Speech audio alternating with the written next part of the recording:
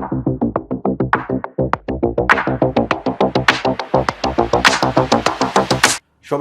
অনেক অনেক প্রীতি ও শুভেচ্ছা জানিয়ে শুরু করছি আজকের ক্লাস। আমি মাহমুদ হাসান, কোর্স কোঅর্ডিনেটর ও টিচার, রেডিয়াম সায়েন্স একাডেমি, জীববিজ্ঞান বিভাগ।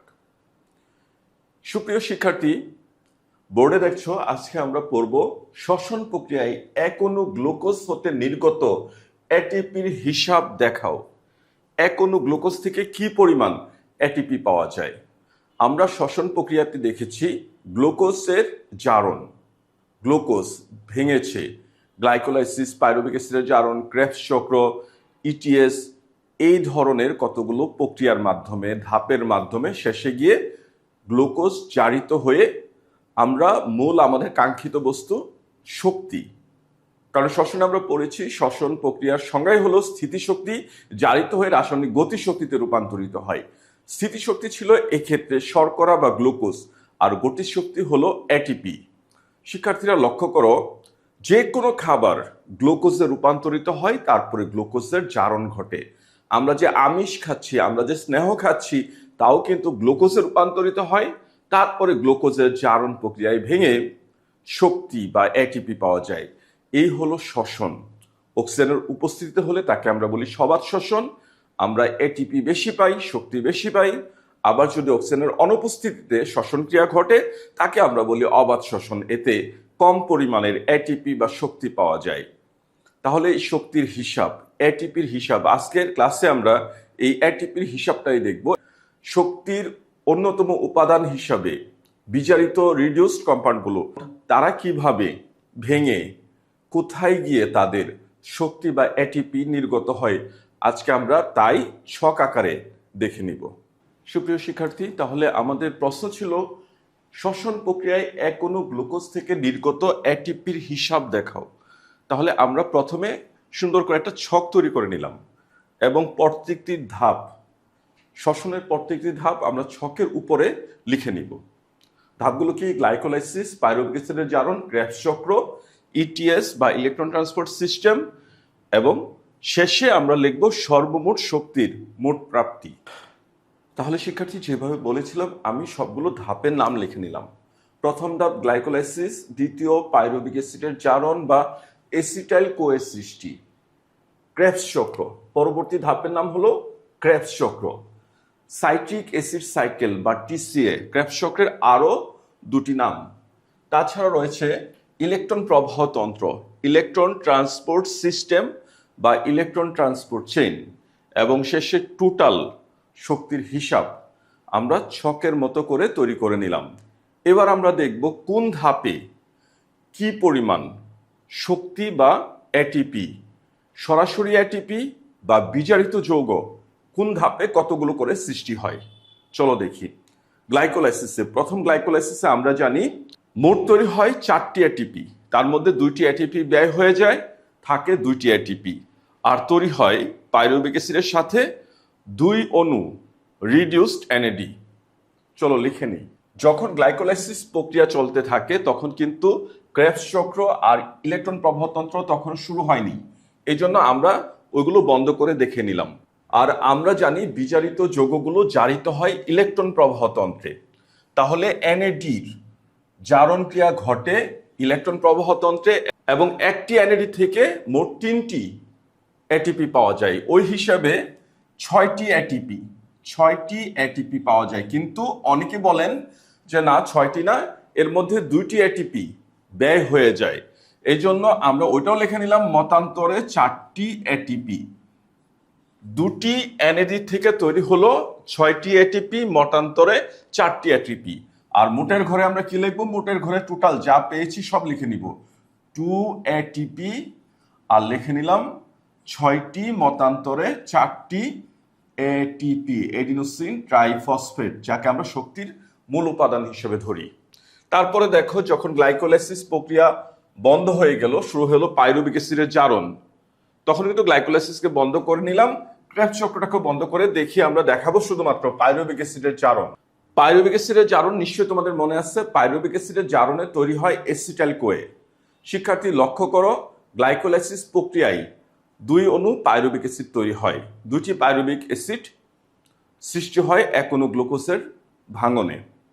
তাহলে এক অণু গ্লুকোজ থেকে যদি 2 অণু পাইরুভিক অ্যাসিড তৈরি হয়, তাহলে পাইরুভিক অ্যাসিডের জারণ একসাথে 2টি ঘটনা ঘটে, অর্থাৎ 2টি পাইরুভিক অ্যাসিডের জারণ ক্রিয়া সম্পন্ন হয় এবং আমরা 2টি এসিটাইল কোএ যৌগ সৃষ্টি হতে দেখি।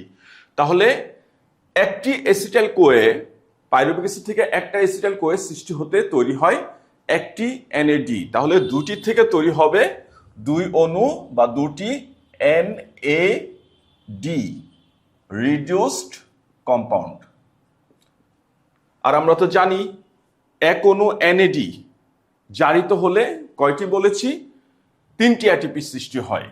তাহলে এখানে হবে 6টি এটিপি, আর মোটের ঘরেও আমরা লিখব কয়টি? 6টি এটিপি।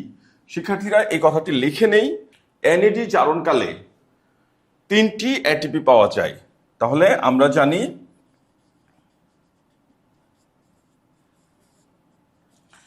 একটি NAD reduced compound equal to 3টি এটিপি। আবার দেখো, গ্লাইকোলাইসিস প্রক্রিয়া শেষ, পাইরুভিক অ্যাসিডের জারণও শেষ, আমরা দেখব ক্রেবস চক্র। শক্তি উৎপাদনের প্রধান কেন্দ্র হলো ক্রেবস চক্র। ক্রেবস চক্রতে সবচেয়ে বেশি শক্তি, অথবা আমরা বলতে পারি সবচেয়ে বেশি শক্তি উৎপাদনের মূল উপকরণ সংশ্লেষিত হয়। এখানে দেখো, এখানে আমরা সরাসরি এটিপি পাবো 2টি। আমরা এখানে পাবো এফএডি রিডিউসড কম্পাউন্ড। এটা কয়টা পাবো? এটাও পাবো 2টি, 2 অণু, এবং তৈরি হবে 6টি এনএডি রিডিউসড কম্পাউন্ড। শিক্ষার্থীরা, তোমাদের নিশ্চয় মনে আছে, পড়িয়েছিলাম ক্রেবস চক্র। আর ক্রেবস চক্রতে পূর্ণ একটা চক্র সম্পন্ন হতে আমরা দেখেছিলাম এখানে নগদ এটিপি তৈরি হয়েছিল কয়টি? 1টি। এনএডি তৈরি হয়েছিল 3টি এবং এফএডি তৈরি হয়েছিল 1টি। আগেই বলেছিলাম এক অণু গ্লুকোজ থেকে 2 অণু পাইরুভিক অ্যাসিড হয়। আবার 2 অণু পাইরুভিক অ্যাসিড তৈরি হলে পাইরুভিক অ্যাসিডের জারণ ক্রিয়াও 2টি ঘটনা একসাথে ঘটে। তাহলে ক্রেবস চক্র একসাথে 2টি সংঘটিত হবে। একটা ক্রেবস চক্রে যদি আমরা 3টি এনএডি, 1টি এফএডি, 1টি এটিপি পাই, তাহলে 2টি চক্র যদি সম্পন্ন হয়, তাহলে আমরা এনএডি পাবো 6টি, এফএডি পাবো 2টি, এটিপি পাবো 2টি। আমরা একটি চক্রে যা পেয়েছি তাকে দ্বিগুণ করে নিয়েছি, আর দ্বিগুণের হিসাব হলো আমি ছকে যা দেখিয়েছি, 6টি এনএডি, 2টি এফএডি এবং 2টি এটিপি। এবার দেখো, আমরা এখানে ইলেকট্রন প্রবাহ তন্ত্রে আমাদের এটিপি তো তৈরি আছে, এটা আর লাগবে না। এফএডি তৈরি হবে, 2টি এফএডি থেকে তৈরি হবে 4টি এটিপি। কারণ তোমাদের নিশ্চয়ই জানা আছে, 9 10ও পড়েছো, একটা এফএডি রিডিউস কম্পাউন্ড যদি জারিত হয়, বিজারিত যৌগ থেকে যদি জারিত হয়, তাহলে 2টি এটিপি সৃষ্টি হয়। ওই হিসেবে 2টি এফএডি থেকে আমরা পাইলাম 4টা এটিপি। আর 6টা এনএডি ছিল, 3 6 18টা এটিপি সংশ্লেষিত হবে কোথায়? ইলেকট্রন প্রবাহ তন্ত্রে। এবার আমরা যদি টোটালি মোট হিসাব করি, মোটের মধ্যে অবশ্যই 2টি লিখতে হবে, 2টি এটিপি, এখানে হবে 4টি এটিপি, আর এখানে ছিল 18টি এটিপি। আমরা যদি সার্বিকভাবে দেখি মোট কি পরিমাণ শক্তি পাওয়া যাবে, তাহলে এখানে লক্ষ্য করো, আমরা যদি যোগ করি 18 আর 12, 30 আর 4 34, মতান্তরে আমরা যদি 2টি কম ধরি 32টি এটিপি। এই ইটিএস এর মধ্যে আমরা দেখলাম 32টি এটিপি সংশ্লেষিত হয় এই বিজারিত যৌগ থেকে। এবং আমরা টোটালি আমরা দেখতেছি কয়টা? 38টা এটিপি, মতান্তরে যদি 2টি গ্লাইকোলাইসিসে ব্যয় হয়ে যায় 36টি এটিপি পাওয়া যায়।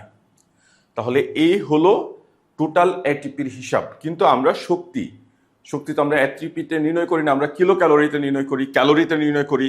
আমরা ক্যালোরি পর্যন্ত এটাকে নিয়ে যাব। তাহলে আমরা এভাবে ক্যালোরি নির্ণয় করব যে আমরা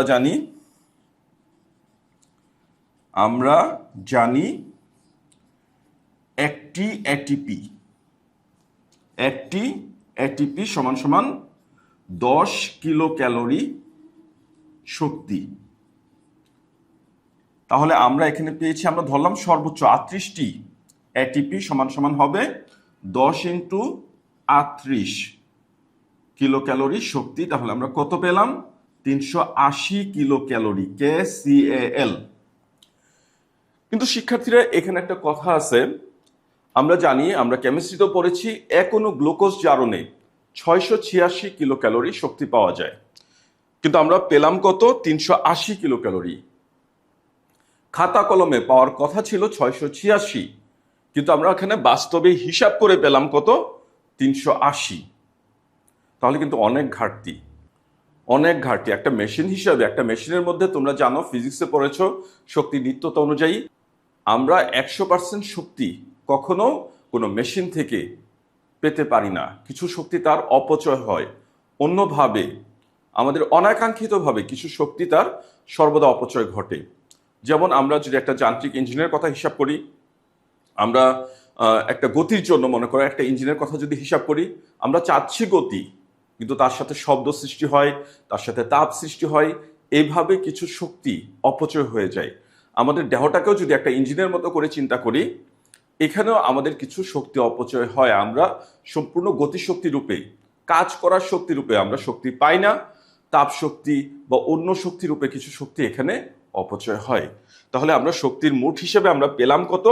380 কিলো ক্যালোরি। পাওয়ার কথা ছিল 686 কিলো ক্যালোরি।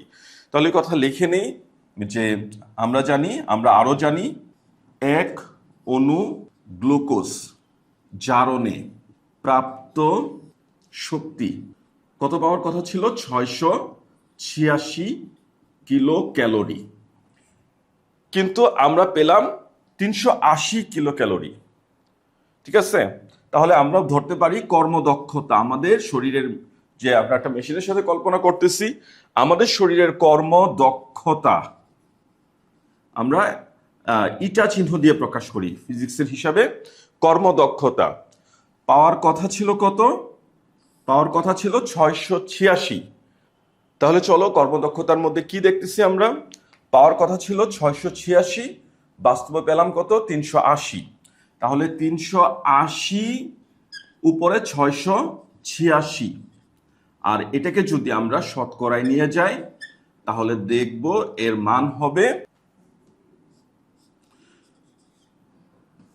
আমরা যদি ক্যালকুলেটরে নির্ণয় করতে যাই, এর মান হবে